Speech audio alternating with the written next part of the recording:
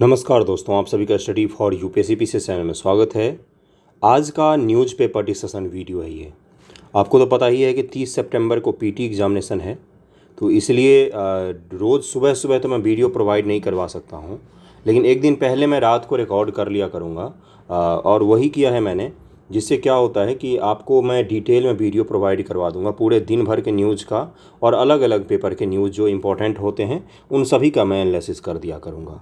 तो आज का वीडियो अंत तक देखिएगा। अंत में मैंने एक बिहार स्पेशल का भी न्यूज़ को इंक्लूड किया हुआ है, वो भी आपके लिए इम्पोर्टेंट है। साथ ही आज का जो आर्टिकल है वो 2 आर्टिकल मैं कम से कम कवर करवाने की कोशिश करूंगा, या एक आर्टिकल मिनिमम। और उसके साथ ही एक टॉपिक है जो आपको मैं स्टडी फॉर ज्ञान पर करवा दूंगा, क्योंकि वो एनालिसिस बिल्कुल अलग उसका होना चाहिए। वो यहाँ पर मैं नहीं कर सकता हूँ। उसका एनालिसिस जो होता है वो 25 से 26 मिनट का एक ही टॉपिक का होता है। वो कौन सा है? One nation one election. और इससे सवाल पूछा गया है, कब पूछा गया है आपसे? तो 67वीं बीपीएससी के मेंस में इससे एग्जामिनेशन में इससे सवाल पूछा गया है। यूपीएससी में भी पूछा जा चुका है और यूपी के एग्ज़ाम में भी पूछा जा चुका है। एग्ज़ाम के इतर भी इसके बारे में जानकारी होनी चाहिए, क्योंकि संसद का विशेष सत्र जो पहला हेडिंग है आज का, वो कहीं ना कहीं उससे रिलेट कर रहे हैं बहुत सारे विशेषज्ञ जो हैं कि सरकार ने संसद का सत्र बुलाया है, वो भी अभी तक एजेंडा क्लियर नहीं किया है। देखिए, संसद का सत्र जब भी बुलाया जाता है, विशेष सत्र का तात्पर्य होता है कि जो संसद के सत्र बटे हुए हैं, जैसे कौन कौन से सत्र होता है। एक होता है आपका बजट सेशन जो फरवरी माह में चलता है, एक होता है मानसून सेशन जो जुलाई माह में चलता है, और एक होता है आपका शीतकालीन सत्र जो दिसंबर माह में चलता है। इसके अलावा अगर कोई सत्र बुलाया जाता है तो उसको क्या बोला जाता है? संसद का विशेष सत्र की संज्ञा दी जाती है। उसको क्या बोला मैंने? संसद का विशेष सत्र।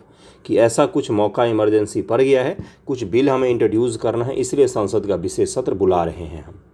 तो ये आपको देखिए 18 से 22 सितंबर तक चलेगा, ऐसा बोला जा रहा है कि इसमें वन नेशन वन इलेक्शन का जो आपका बिल है वो लाया जा सकता है। और इसका अंदाज़ा आप इसी से लगा सकते हैं सरकार इसको कितना ज़्यादा सीरियसली ले रही है। ज़रा सोचिए कि भारत के इससे पहले कौन से आपने सुने हैं कि भारत के राष्ट्रपति किसी समिति के अध्यक्ष रहे हों? तो भारत के इससे पहले के जो राष्ट्रपति थे रामनाथ कोविंद जी, उनको अध्यक्ष बनाया गया है उस समिति का जो इसको लेकर सिफारिशें करेगी। वन नेशन वन इलेक्शन क्या इम्प्लीमेंट करना चाहिए या नहीं करना चाहिए, उसको लेकर बनाया गया है।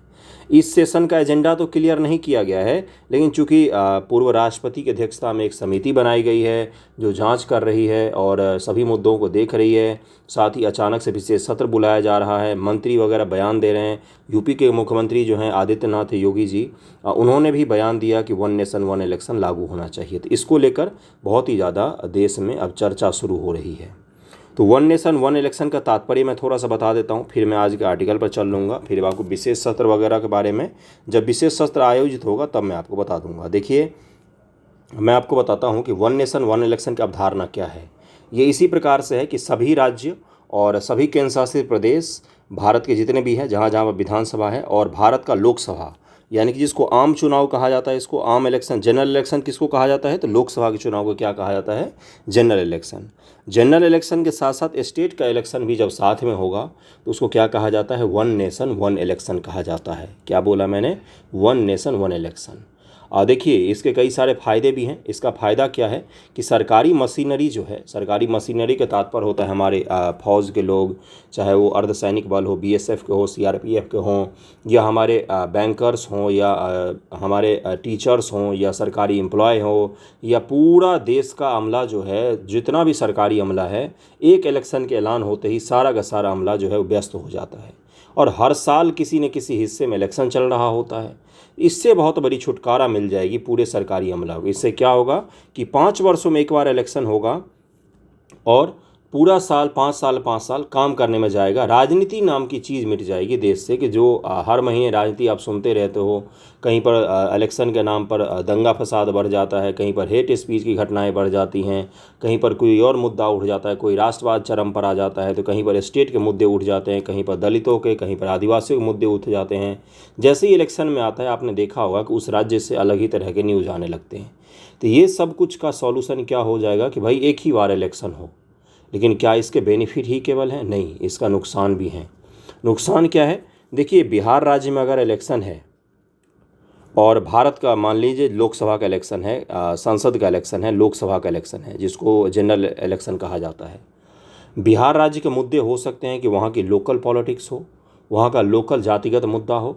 जातिगत मुद्दा को आप हमेशा खराब दृष्टिकोण से मत देखा कीजिए। जातिगत मुद्दा कहीं ना कहीं सोशल जस्टिस से भी जुड़ा हुआ होता है कुछ जातियों को विशेष सुरक्षा, विशेष जो सुविधाएं होती उसकी ज़रूरत होती है। इसलिए हर जाति के नेता जो उभर कर आप सुनते हो आते हैं अलग अलग, तो हमेशा खराब ही नहीं होता है। ज़रूरत होता है भाई कि कुछ जाति का प्रतिनिधित्व सामने आए। मान लीजिए बिहार में इलेक्शन है और लोकसभा का इलेक्शन है। लोकसभा का मुद्दा है भारत और चीन, भारत पाकिस्तान, देश की इकॉनमी कैसी होनी चाहिए। लोकसभा का मुद्दा है कि मान लीजिए कि हम अपने विदेश नीति है उसको और भी ज़्यादा एडवांस बनाने पर जुटेंगे। लोकसभा का मुद्दा है कि हम आने वाले 5 सालों में भारत में अलग अलग जगहों पर सेमीकंडक्टर के प्लांट स्थापित करेंगे। आने वाले समय में हम युवाओं को ट्रेंड करेंगे। ये सब मुद्दा है लोकसभा का। आपको लग रहा होगा कि हाई फाई मुद्दा है थोड़ा सा, क्योंकि केंद्र सरकार है, उसके पास ज़्यादा पावर है, ज़्यादा पैसा है, ज़्यादा शक्ति है।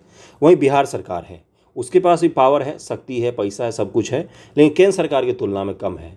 अब मुझे बताइएगा, अगर आपके सामने 2 मुद्दे रख दिए जाएं, एक है आपके नाले का मुद्दा, आपकी कॉलोनी में जो नाला नहीं बना है या आपके शहर में प्रदूषण बहुत है, वो मुद्दा रख दिया गया। मान लीजिए दरभंगा का मैं वोटर हूँ, मेरे सामने 2 मुद्दा रखा जाएगा। मैं पढ़ा लिखा हूँ फिर भी मैं आपको कह रहा हूँ, मेरे सामने 2 मुद्दा रखा। एक होगा कि दरभंगा शहर की साफ़ सफाई, एक होगा कि हमें चाहिए भारत और चीन को लेकर परमानेंट सॉल्यूशन जो है वो बीजेपी गवर्नमेंट दे सकती है। एक बार को मान लीजिए, मैं किस पर वोट दूंगा?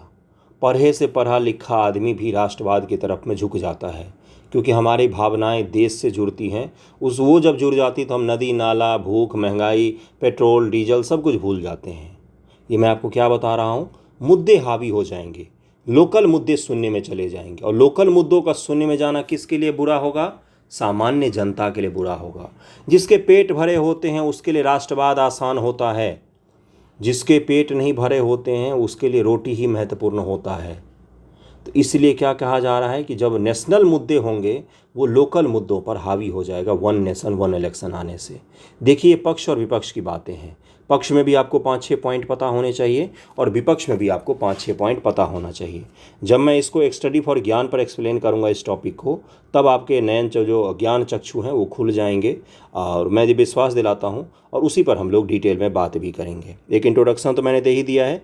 अब चलते हैं हम लोग कि थोड़ा सा इस न्यूज़ को यहाँ पर पढ़ लेते हैं, एक नज़र मार लेते हैं। उसके बाद से हम लोग कहाँ पर बढ़ेंगे, तो हम लोग बढ़ेंगे अपने आर्टिकल की तरफ। देखिए क्या है, केंद्र सरकार ने गुरुवार को संसद का विशेष सत्र बुलाने का ऐलान कर सभी को चौंका दिया। इसके बाद राजनीतिक सरगर्मी बढ़ गई है।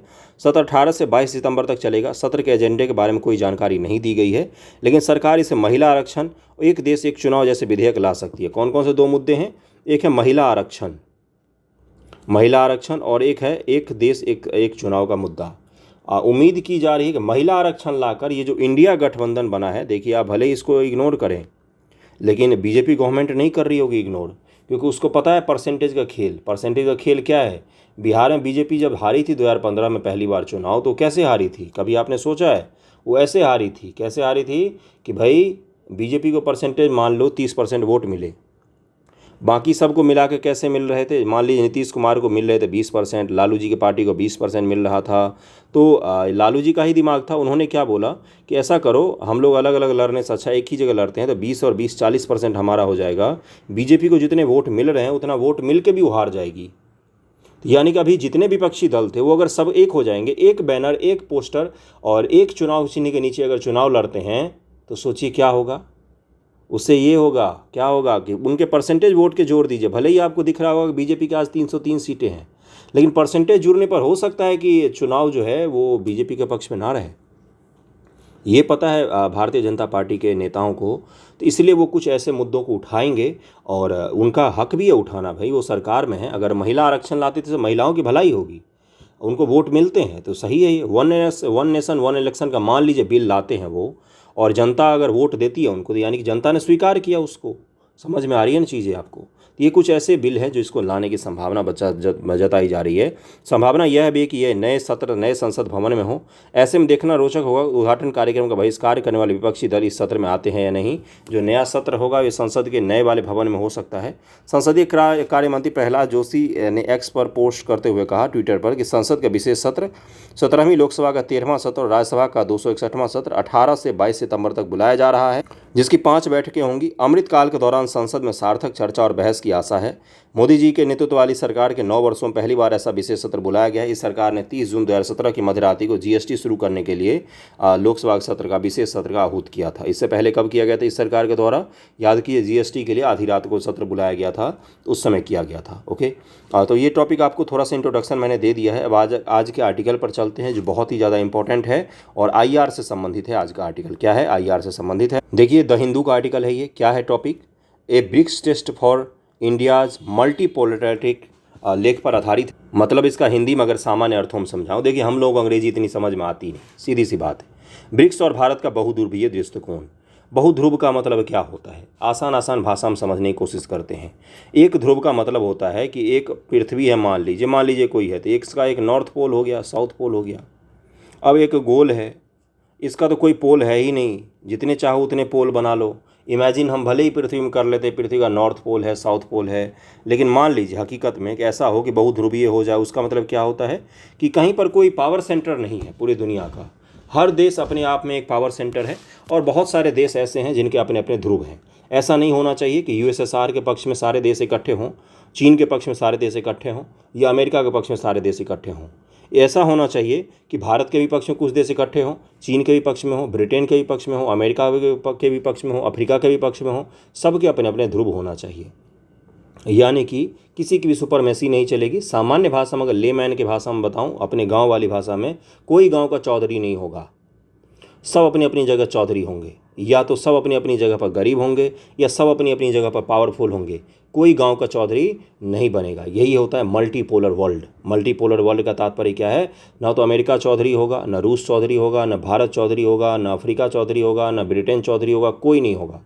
सब अपनी जगह पर चौधरी होंगे। समानता का सिद्धांत लागू होना चाहिए। Multipolar world. ओके, इसी को समझने की कोशिश करते हैं ब्रिक्स के द्वारा। क्या है ये इस आर्टिकल में? देखिए, 15वां ब्रिक्स सम्मेलन कहाँ पर हुआ है? ब्राज़ील, रूस, भारत, चीन और अफ्रीका के नेताओं के अगस्त 2023 में जोहान्सबर्ग में बैठक हुई थी। जोहान्सबर्ग किसके लिए जाना जाता है बताइए मुझे? ज्योग्राफी का सवाल है। स्वर्ण के लिए जाना जाता है, सोने के लिए। ओके, दक्षिण अफ्रीका में संपन्न हुआ। इस शिखर सम्मेलन विश्व के उन कुछ प्रमुख उभरती अर्थव्यवस्थाओं के बीच सहयोग और संवाद का एक मंच प्रदान किया जो 21वीं सदी में साझा चुनौतियों और स्वदेश अवसर प्रदान करते हैं। शिखर सम्मेलन का मुख्य विषय था, या थीम क्या था ब्रिक्स का? ब्रिक्स इंपॉर्टेंट है, ब्रिक्स का थीम आपको पता होना चाहिए, पीटी के लिए आपके लिए इंपॉर्टेंट है। ब्रिक्स और अफ्रीका पारस्परिक रूप से त्वरित विकास, धारणीय विकास और समावेशी बहुपक्षवाद के लिए साझेदारी। अंग्रेजी में क्या है? BRICS and Africa partnership for mutual accelerated growth, sustainable development and inclusive multilateralism. Okay, मतलब क्या हो गया कि मल्टीपोलर विश्व के लिए बहुपक्षवाद का मतलब होता है कि किसी का कोई पक्ष नहीं है, बहुत सारे पक्ष हैं दुनिया में। ओके, जोहान्सबर्ग के ब्रिक्स शिखर सम्मेलन की उपलब्धियां क्या क्या रहीं? अब यहाँ से सीधा सवाल आपके 69 बीपीएससी मेंस में, 70 बीपीएससी में, या फिर आपके पीटी में भी पूछा जा सकता है। अभी जो मैंने आपको थीम बताया, क्या वो पीटी में नहीं पूछा जा सकता है? क्या पूछा जा सकता है? बिल्कुल पूछा है। ब्रिक्स को लेकर इस बार बहुत कुछ अलग हुआ है। उसके जो सदस्य जुड़े हैं, 6 सदस्य जुड़े हैं ना, 6 के 6 नाम आपको पता होने चाहिए जो 6 सदस्य जुड़े हैं। देखिए क्या लिखा हुआ है कि ब्रिक्स नेताओं के एक संयुक्त वक्तव्य जारी किया गया जिसमें बहुपक्षवाद, अंतर्राष्ट्रीय विधि, सतत विकास के प्रति उनकी प्रतिबद्धता की पुष्टि की गई। उन्होंने संयुक्त राष्ट्र और अन्य वैश्विक संस्थानों को विकासशील देशों की आवश्यकताओं के प्रति अधिक प्रतिनिधित्व और उत्तरदायी बनाने के लिए उनमें सुधार की आवश्यकता के प्रति भी अपना समर्थन व्यक्त किया है। सदस्यता और प्रभाव का विस्तार क्या है? ब्रिक्स नेताओं ने फ्रेंड्स ऑफ ब्रिक्स बैठक में भाग लेने के लिए अफ्रीका और वैश्विक दक्षिण यानी कि ग्लोबल साउथ के 15 देशों को आमंत्रित कर समूह की सदस्यता का विस्तार का समर्थन भी किया था। ग्लोबल साउथ की अवधारणा आपको उम्मीद है कि पता होगा, नहीं उम्मीद है तो ऐसे सुनिए, अगर आपको नहीं पता है तो। जो भी दुनिया में डेवलपिंग नेशन है, सामान्य अर्थों में बता रहा हूँ, इसी प्रकार से याद भी रखेंगे तो आपको ज़्यादा भूलने की समस्या नहीं होगी। जो भी विकासशील देश हैं पूरे दुनिया में वो एक तरह से ग्लोबल साउथ की अवधारणा मानते हैं। ग्लोबल नॉर्थ की अवधारणा एक ये कहती है कि जो पृथ्वी के नॉर्थ वाले देश हैं वो अधिकांशतः अमीर देश हैं और वो डेवलप्ड कंट्री में आते हैं। जैसे अब अमेरिका कनाडा से लेकर आ सकते हैं कहाँ तक, चीन जापान तक आ सकते हैं। तो मैक्सिमम देश जो है उसमें नॉर्थ में आते हैं और मैक्सिमम अमीर हैं, लेकिन उसमें कुछ अपवाद हो सकते हैं। एक अवधारणा है, अब जैसे चीन है वो ग्लोबल साउथ के तहत खुद को कहता है, लेकिन है वो डेवलप्ड कंट्री, है ना। विस्तार का पहला चरण 6 देशों, 6 के 6 नाम सुनिए, अर्जेंटीना, मिस्र, इथियोपिया, ईरान, सऊदी अरब, संयुक्त अरब अमीरात को ब्रिक्स में शामिल होने का निमंत्रण प्राप्त हुआ है। यह नई सदस्यता 1 जनवरी 2024 से प्रभावी होगी। इन सब का नामांकन कब हो जाएगा? 1 जनवरी 2024 से ये आधिकारिक तौर पर बोल सकेंगे हाँ भाई हम ब्रिक्स में सदस्य हैं। ओके, उल्लेखनीय कि 40 से अधिक देशों ने ब्रिक्स में शामिल होने की इच्छा प्रकट की थी। ब्रिक्स के विस्तार के कारण क्या क्या है सुनिएगा। पहला, वैश्विक प्रभाव के लिए चीन की रणनीतिक चाल है इसका एक कारण। साझा उद्देश्य के लिए समान विचारधारा वाले देशों के बीच व्यापक संलग्नता, अन्य समूहों में सीमित विकल्प व अवसर, पश्चिमी विरोध भावना और वैश्विक एक दक्षिण की एकता। देखिए, पश्चिमी विरोध की जो भावना है वो कहीं ना कहीं प्रबल हो रही है दुनिया की, चाहे वो सऊदी अरब हो, चाहे वो भारत हो, चीन हो। भारत का वैसे कभी किसी से विरोध रहा नहीं, हम हमेशा सबके समर्थन की बात करते हैं, सबके सहयोग की बात करते हैं, विरोध की बात नहीं करते हैं। जीवन में भी ऐसा ही होना चाहिए, किसी को देखकर विरोध क्यों करना, हमेशा लोगों को जोड़ने की कोशिश करना चाहिए, तोड़ने की कोशिश क्यों करना। लेकिन देखिए दुनिया में भले वो भारत हो, चीन हो, जापान को छोड़कर सऊदी अरब हो, हमेशा हर जगह पर एक चीज़ बात उठकर सामने आ रही है कि अमेरिका का ही क्यों प्रभुत्व। जैसे सऊदी अरब ने अमेरिका की बहुत सारी बातें नहीं मानी हैं, उसने रूस का बहुत सारा साथ दिया, भी तेल का कटौती करके तेल का दाम बढ़ा दिया, जिससे रूस को बेनिफिट हुआ कहीं ना कहीं। तो अमेरिका के वर्चस्व से निकलना चाहता है सऊदी अरब। भारत ने कभी किसी का वर्चस्व बाना ही नहीं। चीन जो है वो अपना वर्चस्व स्थापित करना चाहता है। इससे क्या साबित हो रहा है कि देखिए पश्चिम का जो वर्चस्व है वो टूट रहा है धीरे धीरे। क्यों टूट रहा है कि आप किस चीज़ के लेकर सुपरमेसी का, वाइट सुपरमेसी का ढिंडोरा पीटते रहते हो भाई। आपकी इकोनॉमी से अच्छी हमारी इकोनॉमी है, आपकी टेक्नोलॉजी से अच्छी हमारी कुछ दिन में इकोनॉमी हो जाएगी, हमारी टेक्नोलॉजी हो जाएगी, आपके आर्मी से अच्छी हमारी आर्मी हो जाएगी, आपके लोगों से अच्छे हमारे लोग हो जाएंगे, स्किल्ड और पावरफुल। तो हम आप इसीलिए आपका प्रभुत्व माने। प्रभुत्व हम वहाँ के लोगों का नहीं मानते। G7, IMF, वर्ल्ड बैंक, इसके अलावा अमेरिका का जो हो गया, उसके अलावा यूएन भी पश्चिमी प्रभाव के तहत आता है। ये सब कुछ ऐसे संगठन हैं जिससे विकासशील देशों के बहुत बार ऐसे हुए हैं कि विकासशील देशों के मन रूप काम नहीं हो पाता है। यहाँ पर पश्चिमी एक तरह से प्रभुत्व चलता है, इसको काउंटर करने की कोशिश की जा रही है। G20 क्या है भाई, G20 भी पश्चिमी प्रभुत्व वाला है, इसको काउंटर करने की कोशिश की जा रही है ब्रिक्स के द्वारा। तो ऐसे भी कुछ है कारण। साझा मुद्रा, ब्रिक्स नेता ब्रिक्स देशों के बीच व्यापार और निवेश के लिए साझा मुद्रा की संभावना तलाश करने पर भी सहमत हुए हैं। उन्होंने अपने वित्त मंत्री, केंद्रीय बैंक के गवर्नरों को ऐसी मुद्रा की व्यवहार्यता और लाभों का अध्ययन करने का कार्य सौंपा है जो अमेरिकी डॉलर और अन्य प्रमुख मुद्राओं पर उनकी निर्भरता को कम कर सके। अमेरिकी डॉलर पर निर्भरता क्यों कम करना है? कोई भी देश अपने मन रूप मान लीजिए एक पल को मानते हैं कि ईरान है, ईरान ने परमाणु टेस्टिंग की, मान लीजिए परमाणु टेस्टिंग की ईरान ने, ईरान पर प्रतिबंध लगा दिया जाता है अमेरिका के द्वारा और वो प्रतिबंध पूरे दुनिया को मानना पड़ता है। क्यों माने हम आपका प्रतिबंध? आपके ईरान से खराब संबंध हमारे थोड़ी ना है। आप अपने सेंट्रल बैंक के द्वारा, सेंट्रल बैंक वहाँ का जो है वो क्या करती है, मान लीजिए वहाँ पर रिवर्स रेपो, CRR, SLR बढ़ाती है, तो डॉलर का चूँकि बढ़ता है तो पूरी दुनिया की इकॉनमी पर प्रभाव पड़ता है। अगर अमेरिका का बाज़ार सस्ता होता है तो सारे पैसा अमेरिका के बाज़ार की तरफ भाग जाते हैं, भारत के बाज़ार पैसा लगाने वाला कोई नहीं होता है। हमारा इंपोर्ट एक्सपोर्ट, हमारी इकॉनमी, सब चीज़ प्रभावित हो जाती है एक डॉलर के दाम बदलने से। तो ये प्रभुत्व जो है, ये प्रभुत्व क्या है? ये इकोनॉमिक प्रभुत्व है, ये नव उपनिवेशवाद की अवधारणा है डॉलर का प्रभुत्व। अब इसको भी लोग खत्म करना चाहते हैं, तो इसमें भारत भी सहयोग कर रहा है, बिल्कुल ख़त्म करो इसको, हम अपने करेंसी में व्यापार करेंगे।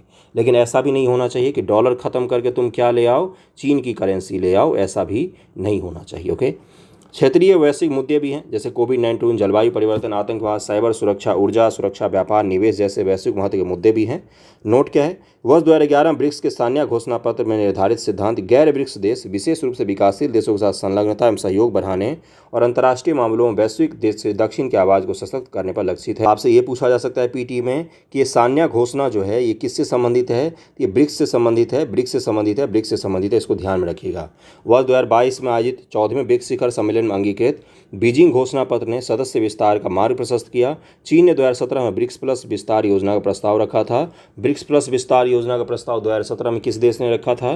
तो चीन ने रखा था। देखिए पहले इतने ही देश थे, लेकिन अब कितने सारे हो गए और अप्लीकेंट तो देखने बहुत सारे हैं येलो कलर में जो अप्लाई कर रहे हैं कि भाई साहब हमें सेलेक्ट कर लो, लेकिन हम बोले कि अभी रुक जाओ थोड़े दिन। ब्रिक्स के साथ अपनी संलग्नता में भारत को किन चुनौतियों का सामना करना पड़ रहा है? देखिए, भारत कौन कौन सी चुनौतियों को वहाँ पर झेल रहा है। प्रतिद्वंदी हितों को संतुलित करना, भारत को चीन और रूस के साथ अपने संबंधों को संतुलित करना होगा, जिन्हें पश्चिमी देशों द्वारा तेजी से रणनीतिक प्रतिद्वंदी के रूप में देखा जा रहा है। देखिए, पश्चिम जो है वो चीन का दुश्मन बन रहा है धीरे धीरे, और पश्चिम रूस का तो परमानेंट ही दुश्मन है। आपने पढ़ा होगा, कब से पढ़ा होगा? नेपोलियन के समय से पढ़ा होगा। नेपोलियन, देखो, रूस आज तक जो भी देश गया लड़ने रूस की धरती पर, वो कभी भी जीता नहीं। एक जापान ही था जिसने रूस को हराया, बाकी रूस को आज तक कोई हरा ही नहीं पाया। वहाँ की भूगोल ही इतना कठिन है। नेपोलियन गया, उसकी मति मारी गई थी, पूरा यूरोप जीत चुका था। नेपोलियन जब रूस गया तो वहाँ पर जब हारा तो फिर नेपोलियन ना रहा। हिटलर गया लड़ने के लिए रूस से, हिटलर जो बुरी मात खाई है उसने रूस में, उसके बाद रूसियों ने उसको धूल चटा दिए। और उसका वेदर ही इतना ख़राब है रूस का, वहाँ पर सब नहीं लड़ सकते हैं, केवल रूसी लोग ही लड़ सकते हैं। तो रूस के साथ पश्चिम की पुरानी दुश्मनी है, मैं ये कह रहा था आपको। रूस का और जो पश्चिम का नया नया दुश्मन बना है वो बना है चीन। चीन का आर्थिक प्रभुत्व, चीन का राजनीतिक प्रभुत्व, चीन का सैनिक प्रभुत्व को स्वीकार करने को पश्चिम तैयार नहीं है, और चीन है कि झुकने को तैयार नहीं है। भारत तो किसी का प्रभुत्व कभी स्वीकार करता ही नहीं है। ओके, इसके कारण से पश्चिम और अमेरिकी गुट जो हैं वो चीन और रूस को संयुक्त रूप से अपने प्रतिद्वंदी के तौर पर देखते हैं, और कहीं ऐसा ना हो कि उनके प्रतिद्वंद्विता के चक्कर में ब्रिक्स भी उनका प्रतिद्वंदी बन जाए। ओके, चीन का उदय भारत की सुरक्षा हितों के लिए एक बड़ी चुनौती है और खतरा है, विशेष रूप से सीमा विवाद, समुद्री सुरक्षा, व्यापार संतुलन, प्रौद्योगिकी प्रतिस्पर्धा और मानवाधिकार जैसे मुद्दों पर। यूक्रेन युद्ध में रूस की भागीदारी और चीन के साथ उसके गठबंधन ने भारत में अपने इस पारंपरिक साझेदार की विश्वसनीयता और साख को लेकर चिंताएं बढ़ा दी है। लोकतांत्रिक सिद्धांतों की रक्षा, अभ्यास व पक्ष समर्थन, भारत की अपनी स्वायत्ता और संप्रभुता से समझौते किए बिना पश्चिमी मानक अपेक्षाओं से निपटना होगा। भारत वैश्विक दक्षिण के अन्य देशों को अलग थलग या नाराज नहीं करना चाहता, जो ब्रिक्स या एससीओ जैसे गैर पश्चिम मंचों की सदस्यता प्रभाव बढ़ाने के लिए चीन या रूसों के प्रयास को अनुकूल मान सकते हैं। देखिए, दरअसल है क्या, एससीओ और ब्रिक्स ये दोनों ही ऐसे हैं जो चीन और रूस के थोड़े थोड़े प्रभाव में आ रहे हैं। अब हमें क्या करना पड़ेगा? हमें इन दोनों में रहते हुए ऐसे साबित करना होगा कि ये दोनों जो संगठन हैं ये किसी के विरोध में नहीं बनाए जा रहे हैं। ओके, अगला है कि द्विपक्षीय मतभेदों को प्रबंधित करना। भारत चीन और पाकिस्तान के साथ अनसुलझे सीमा विवाद व रणनीतिक प्रतिद्वंदी की स्थिति रखता है, जो ब्रिक्स के साथ उसके संबंधों को प्रभावित करती है। भारत अफगानिस्तान, ईरान और हिंद प्रशांत जैसे मुद्दों पर भी रूस से भिन्न विचार रखता है। भारत को ब्रिक्स के अंदर बहुपक्षीय सहयोग को आगे बढ़ाते हुए इन द्विपक्षीय मतभेदों को प्रबंधित करना होगा। चीन के साथ भारत के लगातार व्यापार घाटे भी बढ़ रहे हैं। चीन के प्रभुत्व को संतुलित करना भी एक बहुत बड़ी चुनौती है भारत के लिए। भू राजनीतिक प्रतिद्वंदता भी है चीन के साथ हमारा, विकासात्मक असमानताएं भी हैं, चीन का अलग है, अपना अलग है। बहुपक्षीय मंचों पर समन्वय की अभी भी कमी है, जैसे IMF और UN की बात की गई है, सहित वैश्विक शासन संस्थानों में सुधार का लक्ष्य रखता है। सदस्य देश इन सुधारों के प्रति अलग अलग प्राथमिकता और दृष्टिकोण रखते हैं। भारत चाहता है कि IMF और UN इन सभी में सुधार हो, जबकि ब्रिक्स के बहुत सारे ऐसे सदस्य देश हैं जो चाहते हैं कि ये कंटिन्यू चलना चाहिए, इसमें कोई सुधार की बात नहीं होना चाहिए। विविध सुरक्षा चिंताएं भी हैं, आतंकवाद और क्षेत्रीय संघर्षों को लेकर भी भारत की चिंताएं हैं। ये कुछ ऐसे चिंताएं मैंने आपको बता दी है जिसको आपको पता होना चाहिए, जिसके बारे में आपको पता होना चाहिए। आपसे सवाल पूछा जा सकता है कि क्या क्या महत्व है, 6 जो नए मेंबर जुड़े हैं इनसे क्या महत्व है भारत का, तो ये सब आपको पता होना चाहिए। बाकी ब्रिक्स के बारे में आपको इंट्रोडक्शन तो होगा ही, क्या है ब्रिक्स और कैसे है। अगले टॉपिक पर हम लोग चलते हैं। अगला टॉपिक है आपका आदित्य L1 से संबंधित। आदित्य L1 ये मिशन है जो हमारा सूर्य के लिए मिशन है। बहुत सारे लोग बोलने में भी गलती करते हैं कि आदित्य L1 को सूर्य पर भेजा जा रहा है। देखो, अभी तक जो ज्ञात टेक्नोलॉजी है उसमें तो सूर्य पर जाना संभव है नहीं। वहाँ पर जो जाएगा वो एक ही बार जाएगा, काठ की हांडी एक ही बार चलती है चूल्हे पर, तो वही हाल होगा हमारा। तो सूर्य पर तो जा नहीं सकते। तो L1 नाम में क्यों लगा हुआ आदित्य के साथ, इस पर भी बात करेंगे। दरअसल में है क्या, इसरो ने पूरा किया आदित्य L1 की लॉन्चिंग का रिहर्सल। देखिए क्या लिखा हुआ, चंद्रयान 3 मिशन की सफलता के बाद अब भारतीय अंतरिक्ष संगठन की नज़रें सूर्य पर है। इसके लिए इसरो 2-3 बाद एक ऐतिहासिक उड़ान के लिए तैयार है। सूर्य का अध्ययन करने के लिए 2 सितंबर को, यानी कि आज ही दोपहर में आपको ये आदित्य L1 जो है ये आपका उड़ान भर सकता है, ऐसी संभावना है। और कहाँ से लॉन्च किया जाएगा, तो श्रीहरिकोटा से इसको लॉन्च किया जाएगा और इसका लॉन्चिंग वगैरह पूरा हो गया है। अब हम देखते हैं कि ये क्या है। आदित्य L1 पूर्णतः स्वदेशी प्रयास है। इंटरनेट मीडिया पर लिखे एक पोस्ट में इसरो ने कहा कि प्रक्षेपण की तैयारी प्रगति पर है। लॉन्चिंग का पूर्वाभ्यास, रॉकेट की आंतरिक पड़ताल पूरी हो गई है।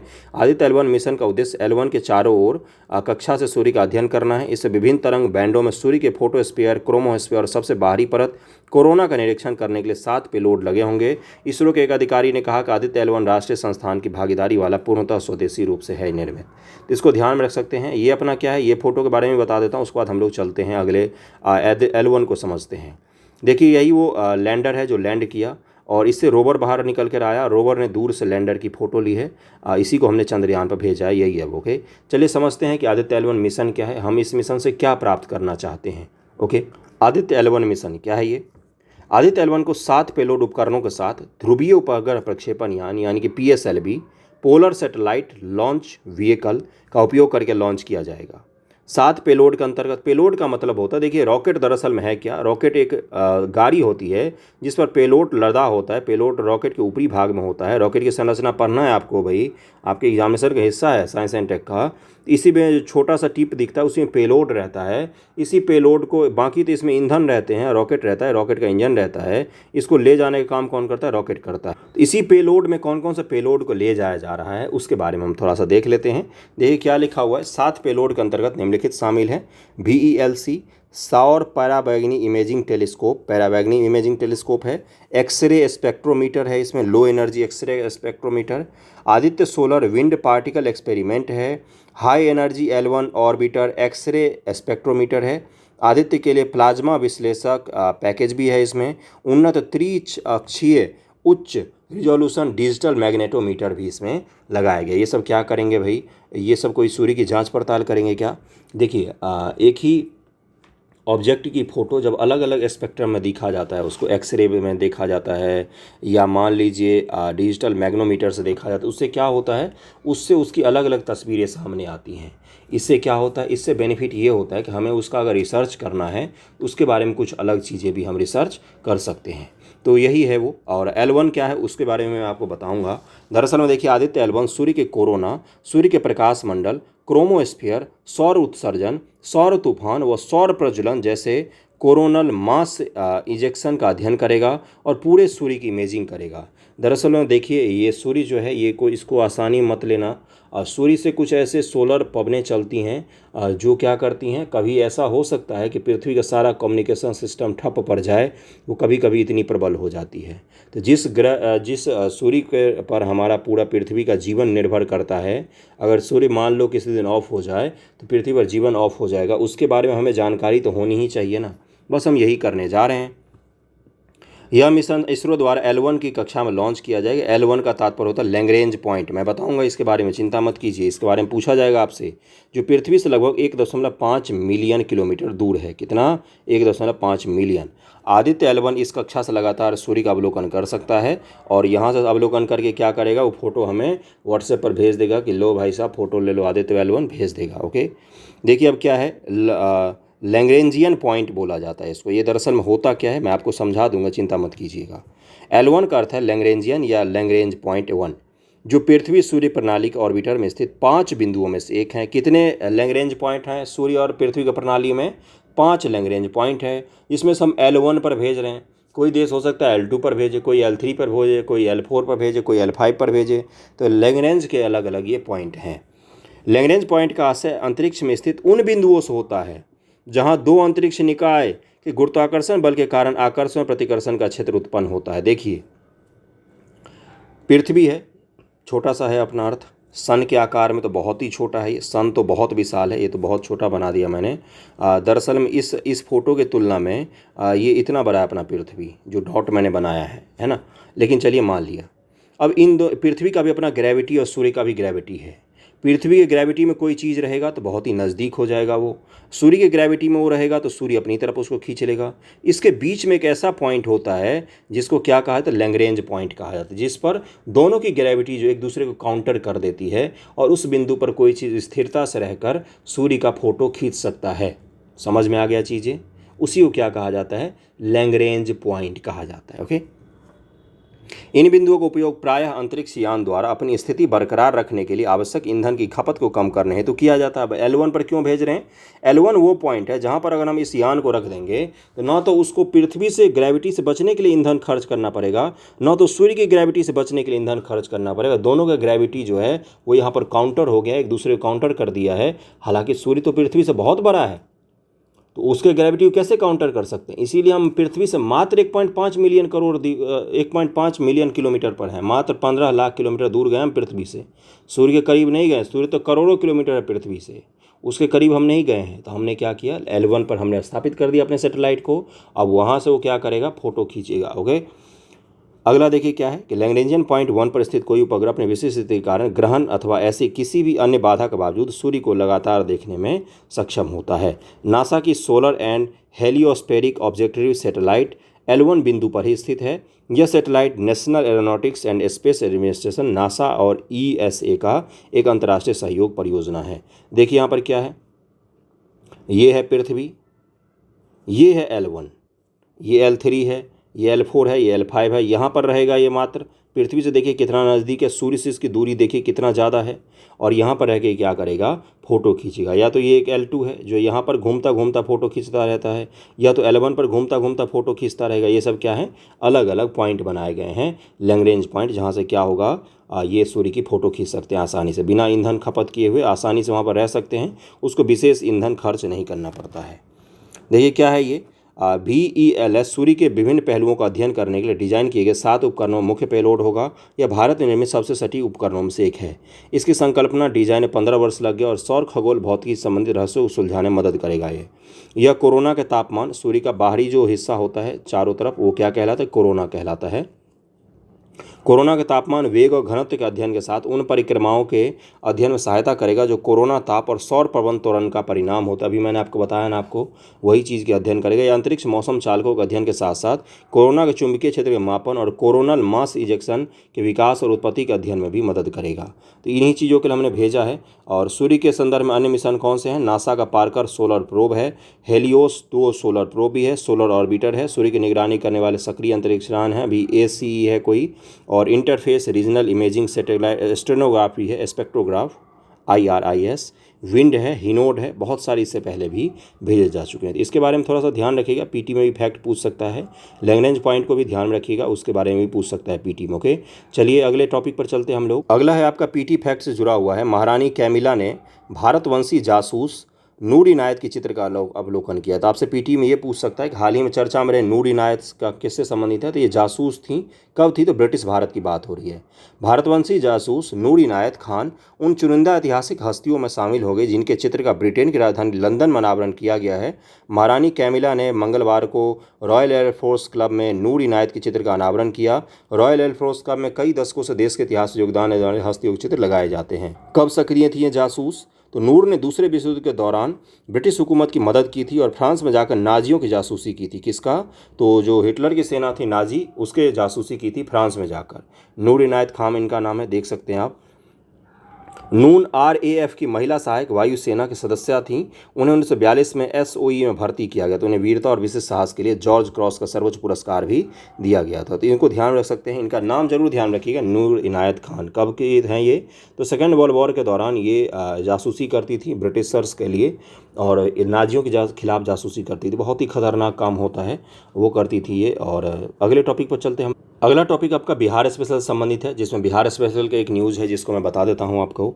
बिहार के 3 अध्यापकों को मिलेगा राष्ट्रीय शिक्षक पुरस्कार। देखिए 27 अगस्त 2023 को मीडिया से मिली जानकारी के अनुसार से केंद्र सरकार ने राष्ट्रीय शिक्षक पुरस्कार 2023 के तहत देश के सर्वश्रेष्ठ शिक्षकों की घोषणा कर दी। इसके तहत बिहार के 3 शिक्षकों को सर्वश्रेष्ठ शिक्षकों की सूची में शामिल किया गया है। देश भर के सभी राज्यों से 2023 के लिए राष्ट्रीय शिक्षक पुरस्कार के लिए 100 से अधिक शिक्षकों ने प्रेजेंटेशन में भाग लिया था। स्कूल शिक्षा, साक्षरता विभाग, मानव संसाधन विकास मंत्रालय, भारत सरकार के द्वारा देश के 50 शिक्षकों को इस पुरस्कार के लिए चयनित किया गया। किसके द्वारा, स्कूल शिक्षा साक्षरता विभाग और मानव संसाधन विकास विभाग और भारत सरकार के द्वारा, मतलब इन्हीं दोनों संस्थान के द्वारा चयन किया गया है। जानकारी के अनुसार बिहार के 6 शिक्षकों की सूची केंद्र सरकार को भेजी गई है, जिसमें 3 शिक्षकों को सर्वश्रेष्ठ शिक्षक के रूप में चयनित किया गया है। इन शिक्षकों में Adarsh girls senior secondary school Ramgarh के शिक्षक अनिल कुमार सिंह, सीतामढ़ी के मिडिल स्कूल मधुबन के शिक्षक द्विजेंद्र कुमार सुमन, किशनगंज में उच्च विद्यालय सिंघिया के शिक्षक कुमारी गुड्डी को चयनित किया गया है। चयनित अभ्यासकों को 5 सितंबर को शिक्षक दिवस के अवसर पर राष्ट्रपति जी के द्वारा पुरस्कार दिया जाएगा। इन तीनों लोगों को सम्मानित किया गया है, अच्छी बात है। शिक्षकों को सम्मानित तो करना ही चाहिए। 5 सितंबर को शिक्षक दिवस भी होता है, वो भी आने वाला है। ओके, तो आज का न्यूज़पेपर डिस्कशन यहीं तक था। कैसा कैसा लगा है वीडियो ज़रूर मुझे बताइएगा। मैं पूरी कोशिश करूँगा कि आपको अच्छा से अच्छा कंटेंट दूँ, भले ही एक दिन पहले मुझे रात को बनाना पड़ जाएगा, मंजूर है, लेकिन कंटेंट आपको मिलेगा। Okay, thank you so much आप सभी का।